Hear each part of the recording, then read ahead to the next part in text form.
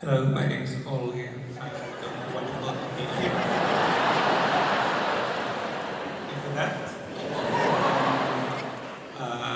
my question is mainly maybe for Matt, maybe for others. Which member of the Baldur's Gate 3 voice cast would you like to have as a visitor in a Critical Role episode?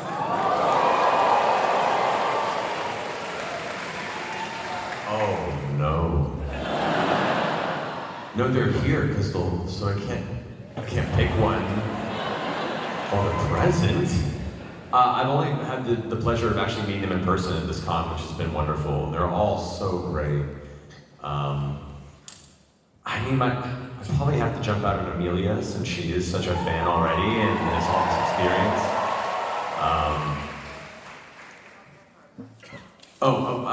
Neil? Astarion? Neil would be great too. They'd all be great. Well, all of them. And if you haven't seen, they all had a chance to play recently with a dear friend of mine, Mark Humes of High Rollers, and it was so great. So shout out to Mark High Rollers and the whole crew there. They did a wonderful job. Should we maybe voice our favorite of our children? In a similar? Yes, mine's pretty easy, but you guys would have a harder time. Good question, thank you. You. Over here. Hi, so my name's Simon, and I'd like to start just by saying thank you to you for making this massive community and space for us all to...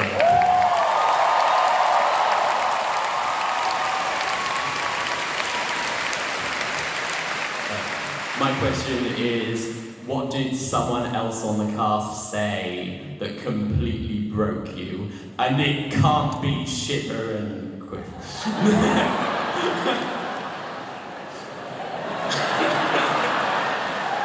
like of all time?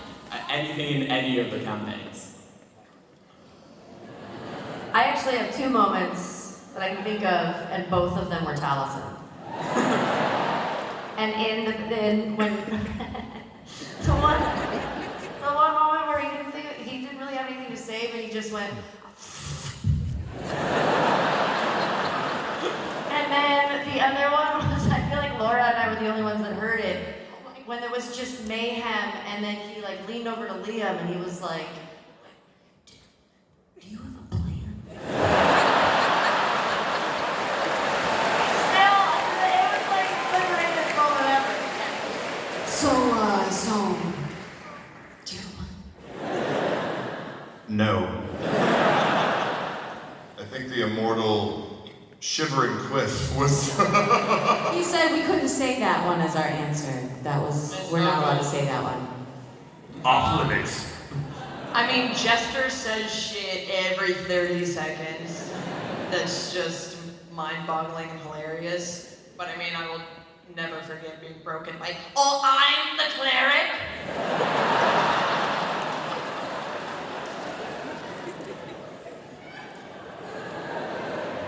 I just turned to look at Laura's face anytime an entendre of any kind happens, and just that... just for a second. Yeah, it just makes me so happy. Sometimes Laura just laughs at me for no reason. It's just your pretty face. She just did it just now. Whenever Ashley tells me to stop it when I sneeze, it's always hilarious to me. It's so mean. I think mine was Sam's entire character name just being the setup for another joke. Yes. So stupid. I can't remember if you... I mean, first of all, anytime he starts to break himself during his ads, we all start to die. And I can't remember if you said this on camera or off, but when you were talking about your lounge singer turning into a sunflower, and you told us, sometimes the bits are for the audience and sometimes they're just for me. There is no way to describe the anxiety of showing up to a Thursday at that table and Sam's not present and we hear rustling in the back and we realize, oh, it's right, it's another ad bit. Or the What's he terror of doing? showing up and being like, you're in the ad bit today, and it's like, oh God, what are we gonna say? No rehearsals, nothing. We have no idea what's gonna happen, and I hate it. Yeah, he doesn't tell us anything.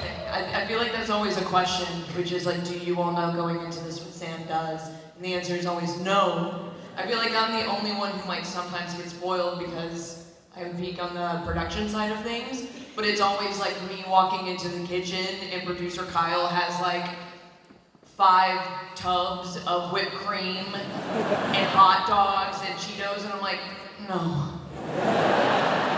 No, gods, no. I'd like to half an hour before the show, I get the text of, do you have like a vampire coat or something you can bring? And I'm like, I left home a long time ago.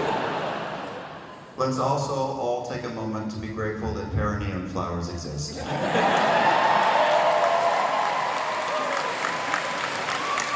have such a unique shape to them and smell.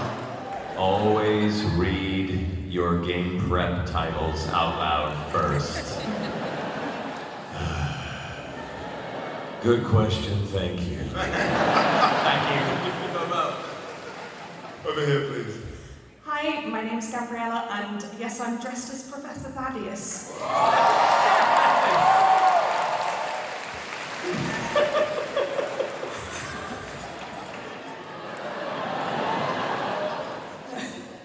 I wanted to ask about working as friends, as a company, and if there's any difficulties, how you overcome them. Like, if there's days where you're like, guys, we have to do this thing, I've had this idea, maybe everyone else isn't necessarily coming across most enthusiastic, and how do you keep morale up and overcome those things and hold on to the friendship? I've thought about this a lot lately, because I piss off people all the time. No, I think for the second part of your question, morale, I would say Matt really keeps us together. He's always very... He insists on doing things together as no, we're just friends tonight, we're not business partners, we're just hanging out, and we try to do that as much as we can, and it really helps a lot, and thank you, Matt. But I also think there's weirdly strength in numbers for us. If we were just a partnership or even a trio, if there were a fight, I think that's why bands break up a lot. There's a fight and that's it, it's over. But because there's so many of us, if 2 of us are miffed with each other, which does happen from time to time, there's so many others who can step in and be like, let me talk to Ashley, I know she's mad at you, Sam.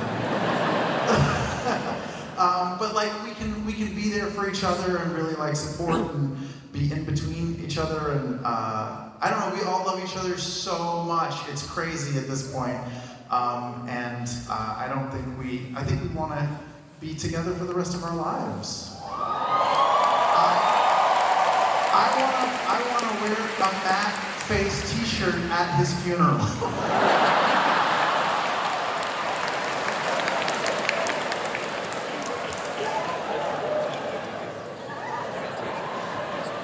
After all these years, we really trust each other a ton, and there definitely are moments on the road where we're like, well, I think we should turn left, or I think we should turn right, but we ultimately always are going to the same place, and we care about that place we're going and what we're doing.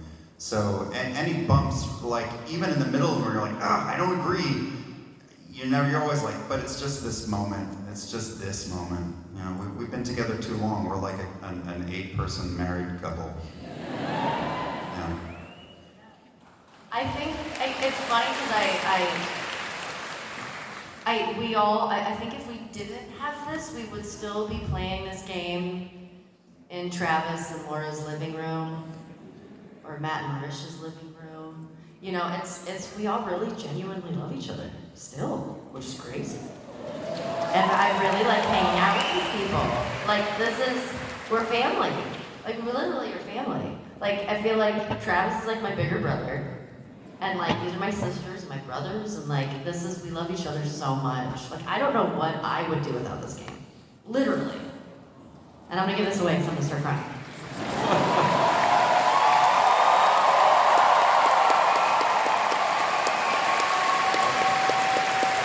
I also just have to say, because I think about this a lot, because it doesn't make any sense.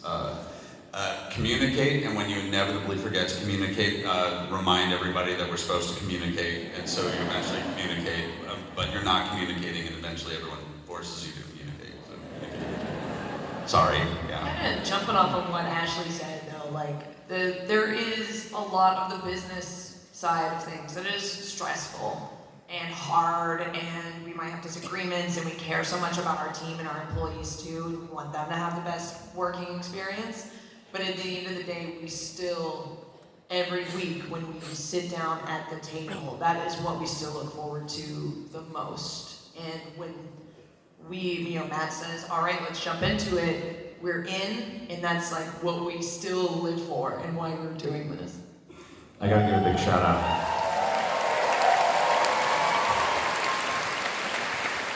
Talking about business with friends, having a person who steps forward to kind of lead the charge on both guiding and protecting what you're doing. I gotta give a shout out to Travis over here, who has been our lion, our paladin, and our shield, like since the very beginning. And so he wouldn't be here without this Papa Bear.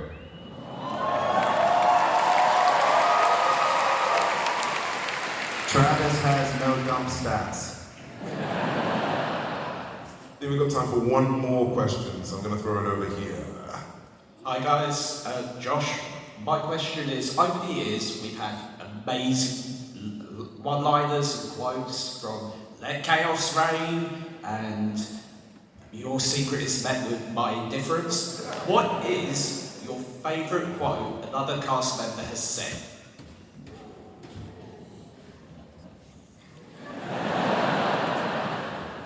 I mean, I enjoyed when Travis introduced us to the concept of reverse math. AKA subtraction. Time is a weird soup is pretty good. Oh, this is a good one. Life needs things to live. Sure. Yes.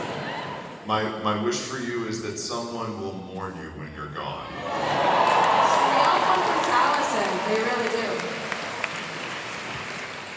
I mean, we're bringing back to Taliesin again. It's not pain that makes people, it's love that makes people. Which, side note, we made that shirt, It's Love That Makes People, and the first design of it, Travis came in and looked, because I work on the merch, I don't know if you guys knew that. Travis came in and he was like, it's love that makes poop? Because it was like kind of covered, I'm like, I gotta work on that, I gotta redo that. Yeah, it's love that makes poop, you guys, it is. Your soul is forfeit. Taliesin has some good lines, man. We can make an entire coffee table book of just Taliesin's one-liners. Yes! Hear that, Laura? All right. I got turned so hard by what's my mother's name hurt me so hard, and Sam occasionally hits me, but it's always just it's like a spike in your chest. My chest, not your chest. Trust me, I've been intelligence of 6, I know what I'm doing. I mean, how do you want to do this? Pretty good. We should get tattoos. Oh, what's that? Oh, what's that right there? Oh, it's a blurry. Oh! What a good idea.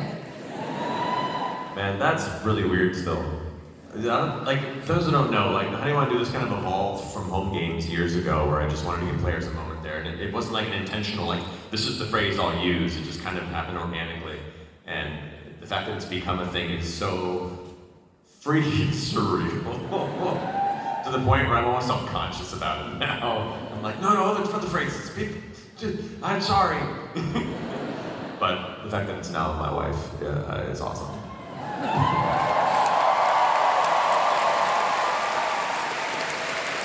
Guys, what a morning. Critical Role, everybody.